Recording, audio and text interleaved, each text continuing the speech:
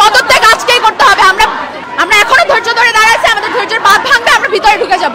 আন্দোলনের সময় উনি আমাদেরকে টোটালি কোনো সাপোর্ট তো দেয় নাই, উল্টা আরো বলেছে যে আমাদের কাছে আমাদের অ্যাকশন নিবে। আমাদের কাছে আমাদের জানের থেকে তাদের ঊর্ধ্বতম কর্মকর্তা, তাদের পেশা এগুলা বেশি ম্যাটার করে।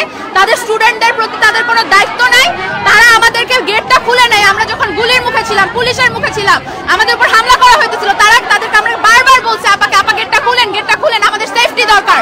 আপা আমাদের বলছে মনোহাতে ঢুকতে। আমরা শেষে না পেরে আমরা সিদ্ধেশ্বরী কলেজে আশ্রয় নিছি। আমাদের ভিকারুন্নেসা গেট তারা খুলে নেয়। পরে তারা বলছে যারা এটার সাথে জড়িত তাদের সবার নাম লিস্ট করবে, তাদেরকে বিরুদ্ধে লিগ্যাল অ্যাকশন নিবে। আমাদের সেফটি তাদের কাছে ম্যাটার করে না। এরকম অধ্যক্ষ আমরা কেউ চাই না। যার কাছে আমাদের কোনো কিছু ম্যাটার করে না তাকে আমরা প্রিন্সিপাল হিসেবে মানি না, মানব না। তার পদত্যাগ আজকেই করতে হবে, এখন করতে হবে। উনি কি বলছেন?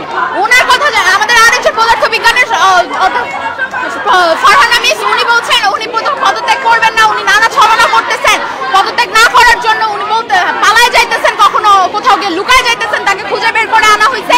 এখন তিনি বলতেছেন যে পদত্যাগের দলিল এখন আসে নাই, কাগজ এখন আসে নাই, সে কোথায় সই করবে?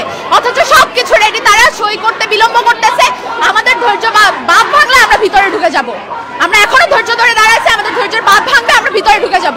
পদত্যাগ আজকেই করতে হবে। আমরা সকাল থেকে আমরা প্রত্যেকটা স্টুডেন্ট এখানে দাঁড়ায় আছি, মিছিল করতেছি।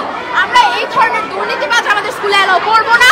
আমাদের পরবর্তী যারা এই যে 25 ব্যাচ 26 ব্যাচ এইচএসসি যারা আসবে, তারা যাতে এই ধরনের কোনো কিছু ফেস না করে সেটা পুরাটা আজকে আমরা দেখে যাবো। আজকে এই যে পদত্যাগ আমাদের লাগবে, মানে লাগবেই।